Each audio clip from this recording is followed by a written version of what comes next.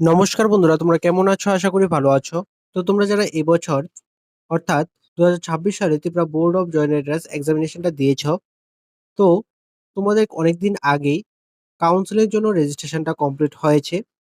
কিন্তু তারপর কোনো রকম কাউন্সেলিং রিলেটেড নোটিশ আসছে না। অনেকদিন হয়ে গেল। ঠিক আছে? তোমরা অনেকে জিজ্ঞেস করছিলে যে তোমাদের কেন নোটিশটা আসছে না? কাউন্সেলিং রিলেটেড কোনো নোটিশ আসছে না কেন? অথবা কবে আসতে পারে? এ বিষয়ে অনেকে জিজ্ঞেস করেছ।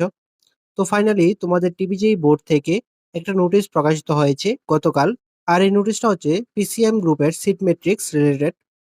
তো এই নোটিশটাতে তোমরা পেয়ে যাবে কোন কলেজে কতগুলো সিট ভ্যাকেন্সি রয়েছে, অর্থাৎ কতগুলো সিট ক্যাপাসিটি রয়েছে। ঠিক আছে? Category wise. এবং তোমরা দেখতে পারবে তোমাদের কলেজ ওয়াইজ এলিজিবিলিটি ক্রাইটেরিয়া কি থাকবে। ঠিক আছে? সেই নোটিশটা কিন্তু দেখতে পারবে।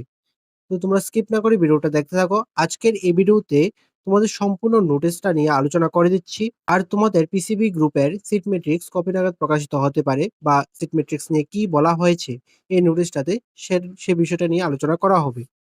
তো তোমরা দেখতে থাকো। আর তোমরা যারা এখনো আমাদের টেলিগ্রাম চ্যানেলে জয়েন হওনি, তোমরা অবশ্যই জয়েন হয়ে যাবে। লিঙ্কটা ডিসক্রিপশনে পেয়ে যাবে। সেই লিঙ্কে ক্লিক করে জয়েন হয়ে যাবে। আর অবশ্যই আমাদের ইউটিউব চ্যানেলটাকে সাবস্ক্রাইব করে পাশে থাকবে। ঠিক আছে? তো চলো আজকের ভিডিওটা শুরু করি। এখন তোমরা স্ক্রিনে যে নোটিশটা দেখতে পাচ্ছ, এটাই তোমাদের সিট ম্যাট্রিক্সের নোটিশ। এখানে ফার্স্ট পেজে দেখবে কিছু লেখা রয়েছে। এটা আমি শর্টলি তোমাদের বুঝিয়ে দিচ্ছি। ঠিক আছে? প্রথমত এখানে বলা হয়েছে তোমাদের কাউন্সেলিংটা অনলাইন মোডে হবে। তো এখানে মূলত ফার্স্ট রাউন্ড কাউন্সেলিংটার কথা বলা হয়েছে। কারণ লাস্ট কয়েক বছর দেখবে তোমাদের ফার্স্ট রাউন্ড কাউন্সেলিংটাই অনলাইন মোডে হয়। বাকি সব কাউন্সেলিং অফলাইন মোডে হয়। কলেজে গিয়ে অথবা নোটিসে যে লোকেশনটা দেওয়া হয় সেই লোকেশনে গিয়ে তোমাদের কাউন্সেলিংটা করতে হয়। শুধুমাত্র ফার্স্ট রাউন্ড কাউন্সেলিংটাই তোমাদের অনলাইন মোডে হয়। তো আশা করি এবারও তোমাদের সেমই থাকবে। তাই বলছি তোমাদের এটা ফার্স্ট রাউন্ড কাউন্সেলিং এর কথা বলা হয়েছে। ঠিক আছে? তারপর বলা হয়েছে চয়েস ফিলিং এর তারিখ এখনো প্রকাশ করা হয়নি বা প্রকাশিত হয়নি। খুব তাড়াতাড়ি তোমাদের চয়েস ফিলিং এর তারিখটা প্রকাশিত হবে। তারপর তোমরা যারা কাউন্সেলিং এর জন্য রেজিস্ট্রেশন করেছ, শুধুমাত্র তোমরাই চয়েস ফিলিং এ অ্যাটেন্ড করতে পারবে বা কাউন্সেলিং এ অ্যাটেন্ড করতে পারবে। অর্থাৎ তোমাদের যাদের রেজিস্ট্রেশন হয়নি, তোমরা কিন্তু অ্যাটেন্ড করতে পারবে না। বুঝতে পারলে? তারপর বলা হয়েছে তোমাদের যদি চয়েস ফিলিং না হয়, তাহলে তোমাদের সিট অ্যালট হবে না। বুঝতে পারলে? Choice filling mandatory for seat allotment. তারপর বলা হয়েছে এই নোটিশটা মূলত পিসিএম গ্রুপের জন্য। পিসিবিটা এখনো প্রকাশিত হয়নি। পিসিবি গ্রুপের জন্য কি বলা হয়েছে দেখো। The seat matrix for PCB group will be uploaded once we receive seats from the appropriate authority. অর্থাৎ এই সিটগুলি অথরিটি থেকে যখন টিবিজেই বোর্ড রিসিভ করবে, তারপরেই তোমাদের সিট ম্যাট্রিক্সটা দেওয়া হবে। এখানে কি হয়, তোমাদের যে ইনস্টিটিউশনগুলি থাকে সেই ইনস্টিটিউশনগুলি থেকে কতগুলি সিট অ্যাভেলেবল রয়েছে বা ক্যাপাসিটি রয়েছে, সিট ক্যাপাসিটি কি রয়েছে সেই লিস্টটা টিবিজেই বোর্ডে পাঠানো হয়। তারপর তোমাদের সিট ম্যাট্রিক্সটা প্রকাশিত হয়। তো সেই লিস্টটা যখনই টিবিজেই বোর্ড রিসিভ করবে তারপর তোমাদের সিট ম্যাট্রিক্সটা প্রকাশিত হবে। যখনই প্রকাশিত হবে তোমাদের আপডেট দিয়ে দেব। ঠিক আছে? সেম ভাবে এই ভিডিওটার মতোই তোমাদের দিয়ে দেব। ঠিক আছে? এবং আমাদের টেলিগ্রাম চ্যানেলও তোমরা পেয়ে যাবে। আশা করি বুঝতে পারলে। তারপর দেখো তোমাদের সিট ম্যাট্রিক্সটা কি দেওয়া রয়েছে। Provisional seat matrix PCM group for first round of Tripura joint entrance counselling. যেটা বলেছিলাম তোমাদের এই নোটিশটা ফার্স্ট রাউন্ড কাউন্সেলিং এর জন্য। তারপর দেখো তোমাদের কি, কি কোর্স বা কি, কি ইনস্টিটিউশন অ্যাভেলেবল রয়েছে। এখানে তোমরা পেয়ে যাবে course, institute, total seat, category wise seat, তারপর রিমার্কস এবং এলিজিবিলিটি ক্রাইটেরিয়া। বুঝতে পারলে? আমি এক, এক করে সবগুলো আলোচনা করে দিচ্ছি। প্রথম course agriculture engineering and technology. এখানে ইনস্টিটিউশন রয়েছে school of engineering and technology, Nagaland university. Total seat একটা ইউআর ক্যাটাগরির জন্য। ঠিক আছে? এখানে তোমাদের এলিজিবিলিটি ক্রাইটেরিয়া থাকতে লাগবে। ক্লাস 12 পাস করতে হবে ফিজিক্স এবং কেমিস্ট্রি নিয়ে। 45% মার্কস মিনিমাম থাকতে লাগবে ইউআর ক্যাটাগরির জন্য এবং 40% মার্কস থাকতে লাগবে এসটি অথবা এসসি ক্যাটাগরির জন্য মিনিমাম। ঠিক আছে? আর পিসিএম, পিসিবি দুটো গ্রুপে কিন্তু এই কোর্সটাতে ভর্তি হতে পারবে। বুঝতে পারলে? এখানে কিন্তু মেনশন করে দেওয়া হয়েছে। তারপরে course BTech biotechnology, same university, same seat capacity, তারপরে সেম এলিজিবিলিটি ক্রাইটেরিয়া। বুঝতে পারলে? তারপর রয়েছে সিভিল ইঞ্জিনিয়ারিং।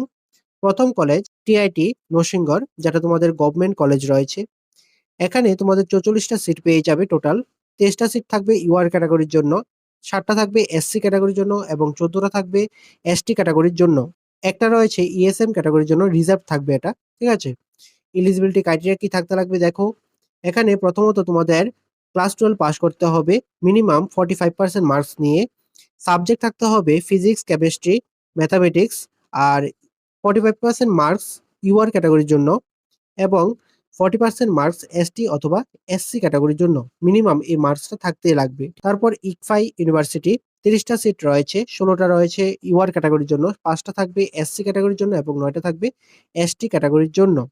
বুঝতে পারলে এখানে এলিজিবিলিটি ক্রাইটেরিয়াটা দেওয়া আছে, দেখে নেবে। তারপর Techno college of engineering total 20টা সিট রয়েছে, 10টা হচ্ছে ইউআর ক্যাটাগরির জন্য, 4টা হচ্ছে এসসি ক্যাটাগরির জন্য এবং 6টা হচ্ছে এসটি ক্যাটাগরির জন্য। এখানে তোমাদের এলিজিবিলিটি ক্রাইটেরিয়া প্রথমত তোমাদের ক্লাস 12 পাস করতে হবে ফিজিক্স এবং ম্যাথামেটিক্স কম্পালসারি সাবজেক্ট নিয়ে। সঙ্গে এখানে যে সাবজেক্টগুলি মেনশন করা হয়েছে সেই সাবজেক্টগুলি থেকে যে কোনো একটা সাবজেক্ট থাকতে লাগবে। এই হচ্ছে তোমাদের 3টা সাবজেক্ট। আর মার্কসটা সেম, 45% মার্কস ফর ইউআর ক্যাটাগরির জন্য আর 40% মার্কস ফর এসটি অথবা এসসি ক্যাটাগরির জন্য। বুঝতে পারলে? তারপর কোর্স দেখো, কম্পিউটার সায়েন্স অ্যান্ড ইঞ্জিনিয়ারিং। প্রথম কলেজ রয়েছে school of engineering and technology, Nagaland university. একটা সিট ভ্যাকেন্সি রয়েছে। এই সিটটা হচ্ছে এসটি ক্যাটাগরির জন্য। তারপর রয়েছে টিআইটি নরসিংগড়। এখানে টোটাল সিট থাকবে 44টা সিট থাকবে। এর মধ্যে 23টা সিট থাকবে ইউআর ক্যাটাগরির জন্য, 7টা থাকবে এসসি ক্যাটাগরির জন্য, 14টা থাকবে এসটি ক্যাটাগরির জন্য। আর একটা সিট রিজার্ভ থাকবে ইএসএম ক্যান্ডিডেটের জন্য। বুঝতে পারলে? এখানে এলিজিবিলিটি ক্রাইটেরিয়াটা সেম থাকবে এর আগেরটার মতোই। ঠিক আছে? তারপর রয়েছে ইকফাই ইউনিভার্সিটি, 30টা সিট রয়েছে, 16টা সিট আ ইউআর ক্যাটাগরির জন্য, 5টা সিট এসসি ক্যাটাগরির জন্য এবং 9টা সিট এসটি ক্যাটাগরির জন্য। একটা এসটি ক্যাটাগরির সিট রিজার্ভ থাকবে ইএসএম ক্যান্ডিডেটের জন্য। বুঝতে পারলে? এখানে এলিজিবিলিটি ক্রাইটেরিয়া দেওয়া আছে, দেখে নেবে। তারপর টেকনো কলেজ অফ ইঞ্জিনিয়ারিং। এখানে তোমাদের টোটাল সিট রয়েছে 15টা, 8টা রয়েছে ইউআর ক্যাটাগরির জন্য, 3টা রয়েছে এসসি ক্যাটাগরির জন্য এবং 4টা রয়েছে এসটি ক্যাটাগরির জন্য। এলিজিবিলিটি ক্রাইটেরিয়াটা দেখে নেবে, এর আগেরটার মতোই রয়েছে। আমি প্রথমেই আলোচনা করে দিয়েছিলাম, সেমই থাকে। ঠিক আছে? তারপরে টেকনো ইন্ডিয়া ইউনিভার্সিটি 10টা সিট রয়েছে টোটাল। 5টা থাকবে ইউআর ক্যাটাগরির জন্য, 2টা থাকবে এসসি ক্যাটাগরির জন্য এবং 3টা থাকবে এসটি ক্যাটাগরির জন্য। এলিজিবিলিটি ক্রাইটেরিয়া পিসিএম গ্রুপের হতে হবে প্রথমত। ইউআর ক্যাটাগরির জন্য মিনিমাম 45% মার্কস নিয়ে পাস করতে হবে।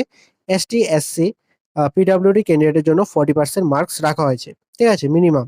তারপরে course computer science engineering, AI and ML. ঠিক আছে? কলেজ রয়েছে 2টা, ইকফা ইউনিভার্সিটি এবং টেকনো ইন্ডিয়া ইউনিভার্সিটি। বুঝতে পারলে? এখানে সিট ম্যাট্রিক্সটা দেওয়া আছে, দেখে নেবে। তারপর দেখো computer science engineering, artificial intelligence and data science. একটা কলেজ রয়েছে Techno college of engineering Agartala, 10টা সিট ভ্যাকেন্সি রয়েছে, দেখে নেবে। তারপরে কোর্স রয়েছে computer science and engineering, IoT. College রয়েছে টেকনো ইন্ডিয়া ইউনিভার্সিটি, 10টা সিট ভ্যাকেন্সি রয়েছে, দেখে নেবে। তারপরে course electrical and computer engineering, Techno college of engineering Agartala, 20টা সিট রয়েছে টোটাল। তারপরে কোর্স ইলেকট্রিক্যাল ইঞ্জিনিয়ারিং। ঠিক আছে? প্রথম কলেজ টিআইটি নরসিংগড়, যেটা তোমাদের গভর্নমেন্ট কলেজ রয়েছে। এখানে টোটাল সিট পেয়ে যাবে 45। 24টা থাকবে ইউআর ক্যাটাগরির জন্য, 7টা থাকবে এসসি ক্যাটাগরির জন্য, 14টা থাকবে এসটি ক্যাটাগরির জন্য। আর একটা ইউআর ক্যাটাগরির সিট রিজার্ভ থাকবে ইএসএম ক্যান্ডিডেটের জন্য। বুঝতে পারলে? এখানে এলিজিবিলিটি ক্রাইটেরিয়াটা সেম থাকবে। তারপর ইকফা ইউনিভার্সিটি, এখানে দেওয়া হয়েছে সিট ম্যাট্রিক্সটা এবং এলিজিবিলিটি ক্রাইটেরিয়াটা কিন্তু দেখে নেবে, এখানে রয়েছে। তারপর Techno college of engineering Agartala, 10টা সিট ভ্যাকেন্সি রয়েছে, দেখে নেবে। তারপরে কোর্স রয়েছে electronics and communication engineering, institute of science and technology, Guwahati university. ঠিক আছে? একটা সিট ভ্যাকেন্সি রয়েছে আর একটাই হচ্ছে ইউআর ক্যাটাগরির জন্য। তারপরে college school of engineering and technology, যেটা নাগাল্যান্ড ইউনিভার্সিটি, একটা সিট ভ্যাকেন্সি রয়েছে, দেখে নেবে। তারপর রয়েছে টিআইটি নরসিংগড়, টোটাল 44টা সিট ক্যাপাসিটি রয়েছে।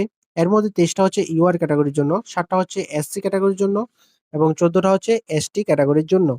একটা থাকবে ইউআর ক্যাটাগরির সিট রিজার্ভ থাকবে ইএসএম ক্যান্ডিডেটের জন্য। বুঝতে পারলে? তারপর এখানে এলিজিবিলিটি ক্রাইটেরিয়া কিন্তু সেম থাকবে প্রথমটার মতোই। ঠিক আছে? তারপরে ইকফাই ইউনিভার্সিটি রয়েছে, টেকনো কলেজ অফ ইঞ্জিনিয়ারিং রয়েছে, সেগুলো দেখে নেবে। ঠিক আছে? তারপরে কোর্স আ মেকানিক্যাল ইঞ্জিনিয়ারিং। মেকানিক্যাল ইঞ্জিনিয়ারিং এ রয়েছে টিআইটি নরসিংগড় ৪৪ টা সিট টোটাল পেয়ে যাবে।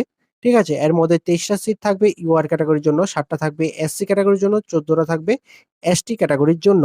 আর একটা ইউআর ক্যাটেগরির সিট রিজার্ভ থাকবে ইএসএম ক্যান্ডিডেটের জন্য। তো তোমাদের এতটুক পর্যন্তই তোমাদের সিট ম্যাট্রিক্সটা দেওয়া হয়েছে। ঠিক আছে? আশা করি বেশ কিছু কলেজেরই তোমাদের আলোচনা করে দিলাম। তোমার যদি কোনো কিছু ডাউট থাকে অবশ্যই কমেন্টে জানাবে। আমি নোটিশটা ডেসক্রিপশনে লিংক দিয়ে দেব। সেই লিংকে ক্লিক করে তোমরা নোটিশটা দেখে নেবে এবং আমাদের টেলিগ্রাম চ্যানেলও দেওয়া থাকবে। তো সেখান থেকেও তোমরা দেখতে পারো। তো দেখে যদি কোনো কিছু ডাউট থাকে তাহলে অবশ্যই কমেন্টে জানাবে। ঠিক আছে? এখানে গভর্নমেন্ট কলেজ কিন্তু একটাই রয়েছে টিআইটি নরসিংগড়। ঠিক আছে?